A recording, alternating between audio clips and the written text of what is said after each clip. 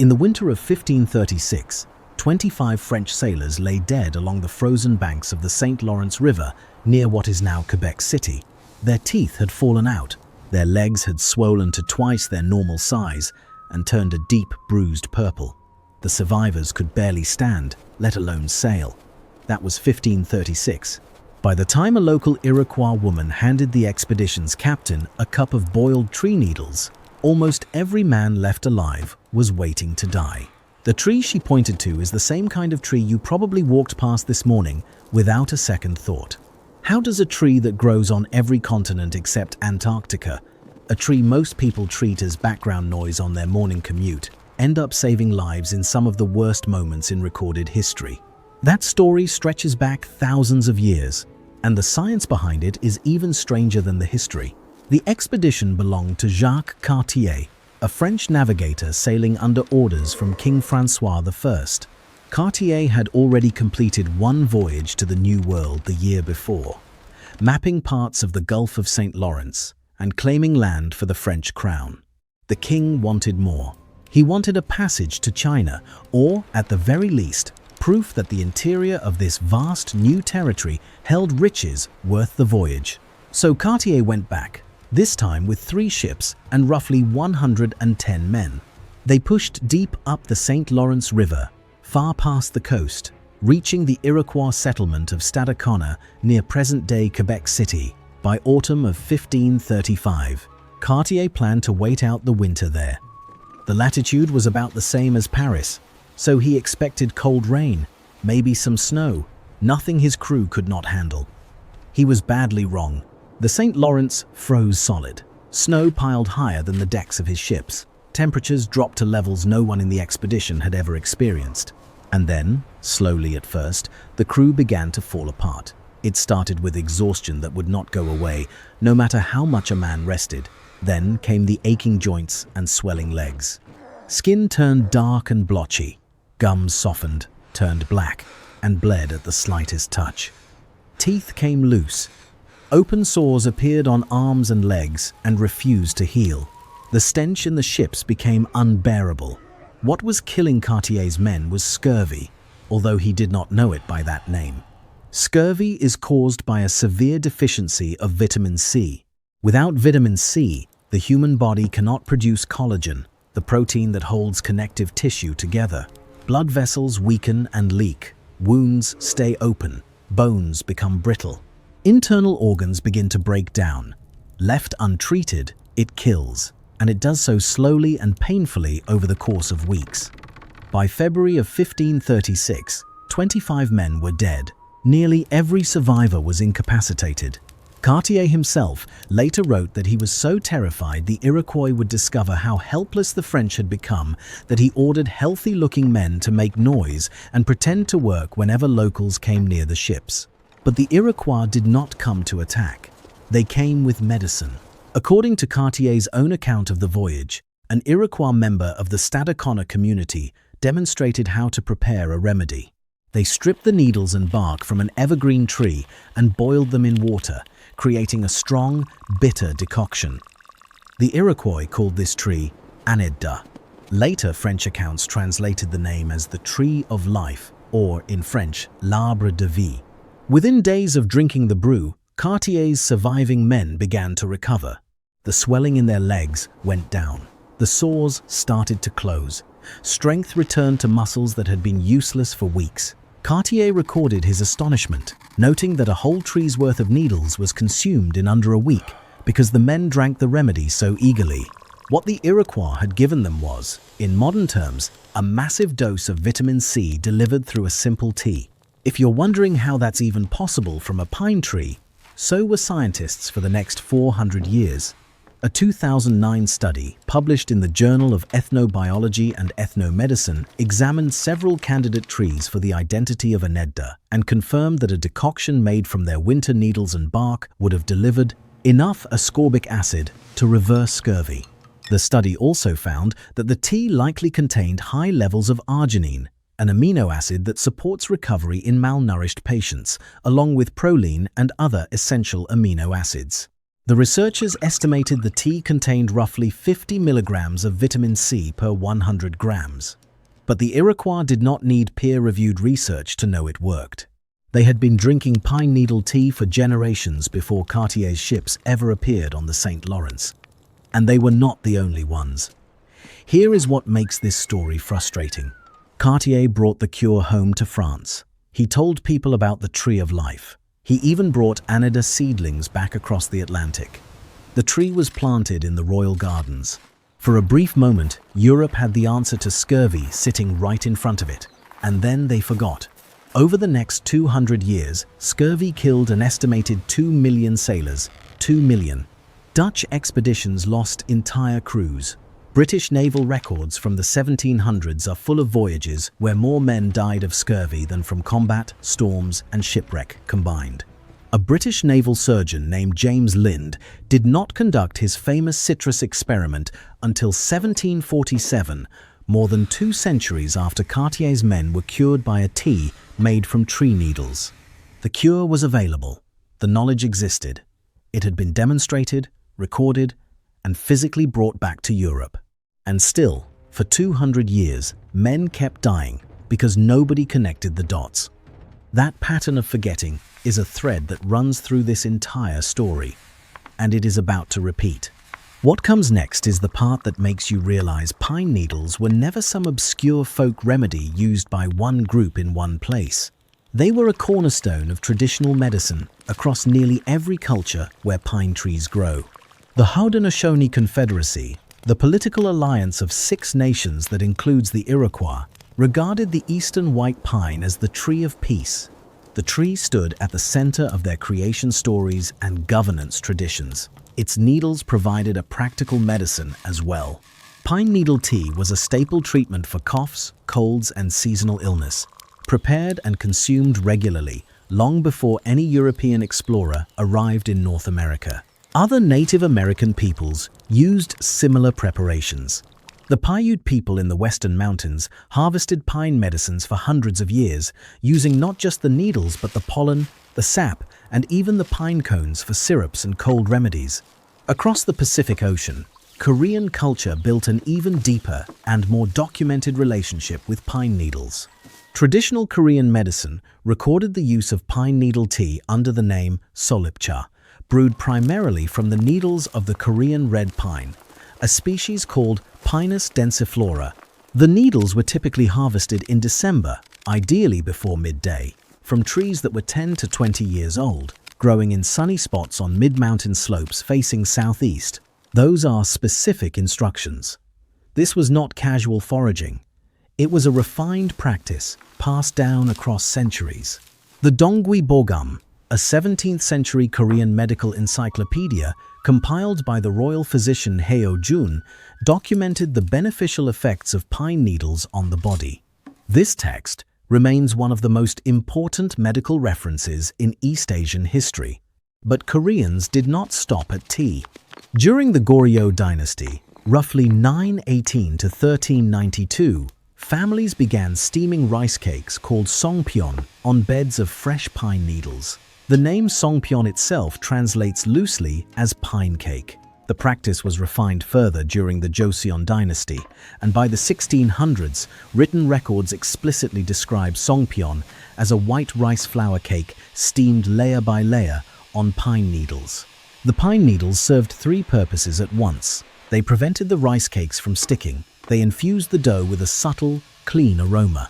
And Korean ancestors believed the needles transferred the pine tree's life energy into the food, a concept grounded in phytoncides, the antimicrobial chemicals that pine trees produce naturally to protect themselves from bacteria and fungi.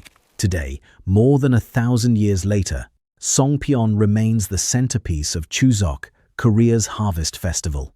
Families still shape crescent moon rice cakes by hand, fill them with sesame seeds or red bean paste, and steam them on beds of pine needles. According to tradition, the person who makes the most beautiful songpyeon will meet a beautiful partner or have beautiful children. The pine needle is woven into the celebration so deeply that removing it would be like pulling the tree out of a forest. In China, Traditional practitioners used preparations of red and black pine needles to support immunity, improve circulation, and treat respiratory conditions. The pine tree carried symbolic weight in Chinese culture as well. It represented longevity and endurance because it stays green when every other tree has gone bare. So by the time European sailors were dying of scurvy aboard ships in the 1500s, half the world already knew pine needles could keep you healthy. They had known for centuries. The knowledge just never crossed the ocean with the explorers. That pattern of people having the answer right in front of them and still dying anyway would repeat itself 400 years later in one of the worst sieges in modern history. If Cartier's men had stopped here, they would have brought this knowledge home to Europe and possibly changed naval medicine by 2 centuries. They did not. Cartier kidnapped the Iroquois chief Donnacona and brought him to France, where Donnacona died. The cure that saved the expedition was mostly forgotten. The clock was running out on a city of 3 million people, and this time the pine trees were already growing in the parks. On September 8, 1941, German forces completed their encirclement of Leningrad, the Soviet Union's second-largest city. Every road was cut, every railway severed. The city's supply lines collapsed overnight. What followed was an 872-day siege that would kill over 1 million civilians, the vast majority of them from starvation and disease. Rations dropped with terrifying speed. By the darkest winter months of 1941 and 42, ordinary citizens were allocated just 125 grams of bread per day. That is roughly 4 thin slices. The bread itself was cut with sawdust, cellulose, and whatever filler could stretch the vanishing flour supply. People ate whatever they could find. Wallpaper paste was scraped from walls and consumed for its traces of potato starch. Leather belts and shoes were boiled into a watery broth. Every animal in the city zoo was slaughtered and eaten. House pets disappeared from the streets. Furniture, books, and floorboards were burned for heat as temperatures dropped to -40 degrees. Water pipes froze and burst across the city. Electricity functioned for only a few hours each day. In the middle of this catastrophe, scientists at Leningrad's universities turned to the city's pine trees. They organized collection efforts, sending people into parks and along roadsides to gather pine needles. They worked in freezing laboratories to extract vitamins from the needles and from tobacco dust, anything that could deliver nutrients to a population that was starving to death. Citizens brewed the collected needles into pine needle vitamin C tea, a practice that gave their bodies at least one critical nutrient that the bread ration could not provide. Scurvy was spreading fast through the population. Without vitamin C, wounds refuse to heal, the immune system collapses, and the body loses its ability to fight even minor infections. For people already weakened by months of near starvation, scurvy compounded every other health crisis. It turned survivable conditions into fatal ones. The pine needle tea did not solve starvation. Nothing could, short of breaking the siege, but it attacked a specific nutritional failure that was accelerating the death toll. In a city where every calorie mattered and every advantage counted, the fact that vitamin C could be extracted for free from trees growing in public spaces was not trivial. It was survival. The siege was not fully lifted until January of 1944. By then, over 1 million civilians had died. The survivors who emerged were skeletal, traumatized, and many of them carried the marks of scurvy and malnutrition for the rest of their lives. Think about the timeline for a second. 1536, the St. Lawrence River. 1942, Leningrad. 2 moments separated by more than 400 years on opposite sides of the world in completely different conflicts. And in both cases, when the situation got bad enough and every conventional option had failed, someone looked at a pine tree and remembered what it could do. The remedy itself had not changed. The preparation had not been improved by technology. Boil the needles in water. Drink it. The same instructions a Haudenosaunee woman could have given you in 1500 would have worked identically inside a bombed-out Leningrad apartment in 1942. That kind of consistency across centuries is rare. Most folk remedies fade when modern medicine shows up with something better. Pine needle tea never faded because nothing replaced what it does. It is a free, renewable, locally available source of essential vitamins. You cannot patent that. You cannot sell it in a pharmacy. And so, over and over, it slips out of the public conversation until the next crisis reminds people it exists. If you're finding this useful, hit subscribe. I cover hidden history like this every week, pulling stories out of things most people overlook. So what made the pine needle tea work each time was not luck or placebo, it was chemistry. And the chemistry turns out to be far more interesting than anyone expected until recently. Pine needles are loaded with vitamin C. Multiple analyses have found that pine needles contain 4 to 5 times more vitamin C per weight than fresh squeezed orange juice. The exact amount varies depending on the species of pine, the time of year, the needles are harvested, and how the tea is prepared. Boiling too aggressively can degrade vitamin C, which is why most traditional preparations call for a steep rather than a rolling boil. But across different species and different studies, the range is consistent enough that it explains why pine needle tea cured scurvy so reliably across completely unrelated cultures, separated by thousands of miles and hundreds of years. The vitamin C content in pine needles actually peaks during winter, which is precisely the season when humans historically needed it most and had the fewest dietary sources available. Before refrigeration, before global food supply chains, there was no way to get fresh citrus in a northern hemisphere winter. But pine trees hold their needles year-round. They offered something no fruit or vegetable could match in January: fresh, available, free vitamin C. Pine needles also contain vitamin A, an antioxidant beta-carotene that supports vision, skin repair, and red blood cell production. They contain flavonoids and polyphenols, compounds that researchers have linked to anti-inflammatory and cell-protective effects in laboratory settings. And they produce phytoncides, the same antimicrobial chemicals that Korean cooks recognized centuries ago when they used pine needle beds to prevent food spoilage. But vitamin C is only part of the story. And this next part is the one that catches most people off guard. In 2008, a research team published a study demonstrating that shikimic acid, a critical organic compound, could be extracted from pine needles using nothing more complicated than hot water. Shikimic acid is the key precursor molecule for manufacturing oseltamivir phosphate, better known by its brand name Tamiflu. Tamiflu is the most widely used antiviral flu medication in the world. It was stockpiled by governments during the H5N1 bird flu scare, and again, during the H1N1 swine flu pandemic. At the time, nearly all the world's shikimic acid came from a single source: star anise, an unusual star-shaped fruit that grows on small trees native to a handful of mountainous provinces in western China. The pharmaceutical giant Roche held the patent on Tamiflu and depended entirely on that Chinese supply chain for the raw material.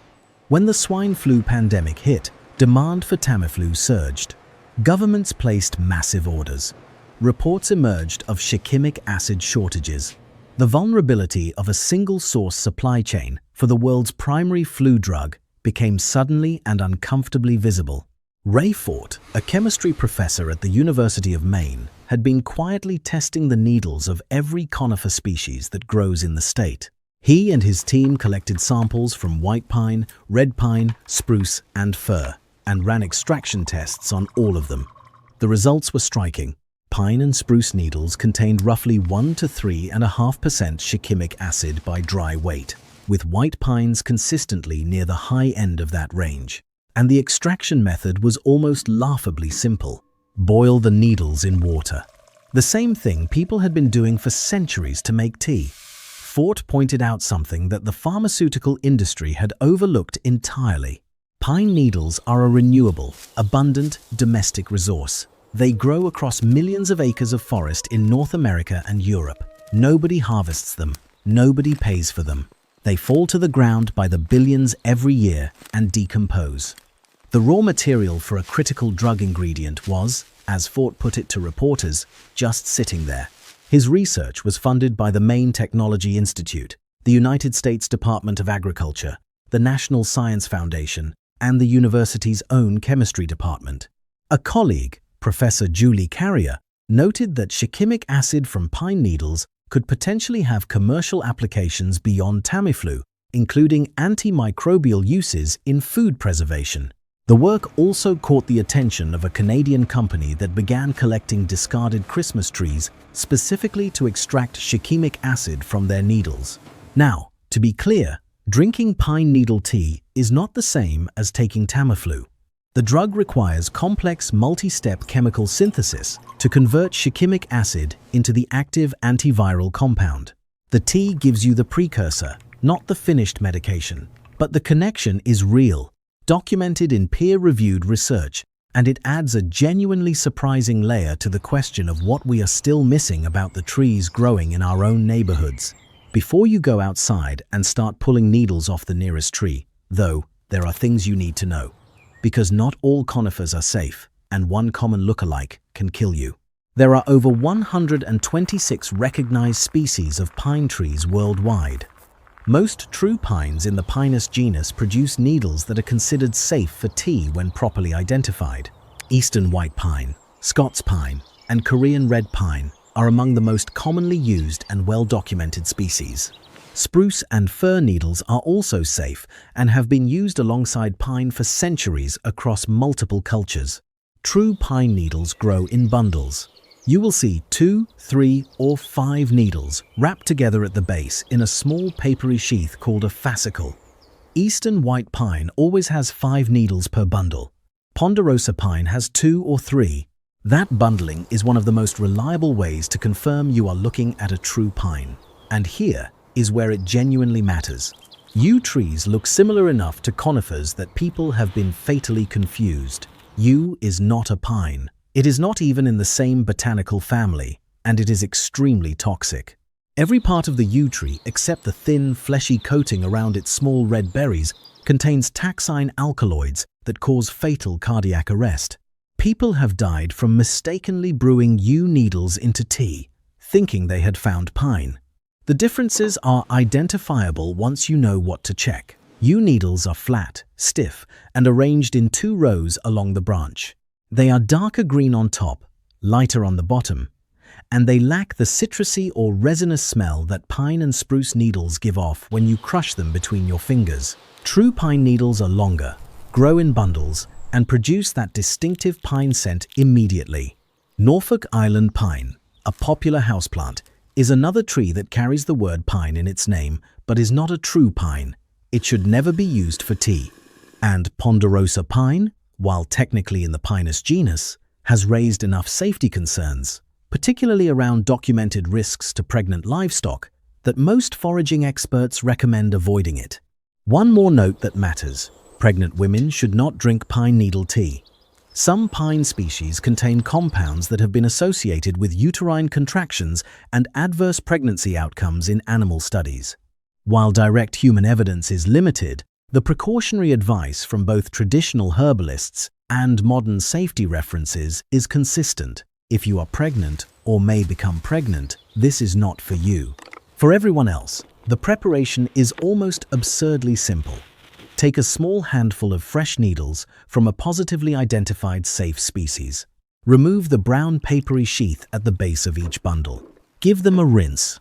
You want to collect needles from trees that are well away from busy roads, so they have not been sitting in exhaust fumes, and away from any area that might have been sprayed with pesticides or herbicides. Parks and backyards that you know are untreated are your best bet. Bring water to a boil, then take it off the heat and let it cool for just a moment before adding the needles. You do not want a hard, rolling boil while the needles are in the water, because that can break down some of the vitamin C you are trying to extract. A gentle steep is better. 5 to 10 minutes is enough. Strain out the needles and drink. The taste is mildly resinous, a little citrusy, a little earthy. Some people add honey or a squeeze of lemon. Others add a cinnamon stick or a slice of ginger. It is not going to replace your morning coffee, but it grows on you. You can also brew it cold by steeping needles in cool water overnight in the refrigerator, which produces a milder, lighter version of the same tea. The cost is 0. The ingredients are growing outside. And you now know more about what is in that cup than most people learn in a lifetime. You probably walked past the ingredients for this tea on your way to work this morning, in a park, along a sidewalk, in your own yard. You might have stepped on fallen needles without even noticing, and you would not be the first person to overlook them. Jacques Cartier had pine trees growing within sight of his frozen ships for months before the Iroquois showed him what they were good for. It took 25 dead men before he accepted a cup of tree needle tea from the people he had been trying to hide his weakness from. That same tree is the one Leningrad scientists turned to when 1 million people were starving behind a German blockade. The same tree that Korean families have built a 1,000-year harvest festival around. The same tree a chemist in Maine picked apart in a university lab and found a pharmaceutical ingredient the entire drug industry had missed. Every time, it was the same story. The tree was right there. The answer was free, and nobody paid attention until they had no other choice. Maybe the point is not that pine needle tea is some miracle cure. It is not. It is a simple, free source of nutrients that grows almost everywhere. The real point is how often the most useful things in the world are the ones we have trained ourselves to walk past. If this story was worth knowing, there is another one like it in the video on screen right now. It is about another thing people ignore every day that turns out to have a history nobody expects. Click it before you forget.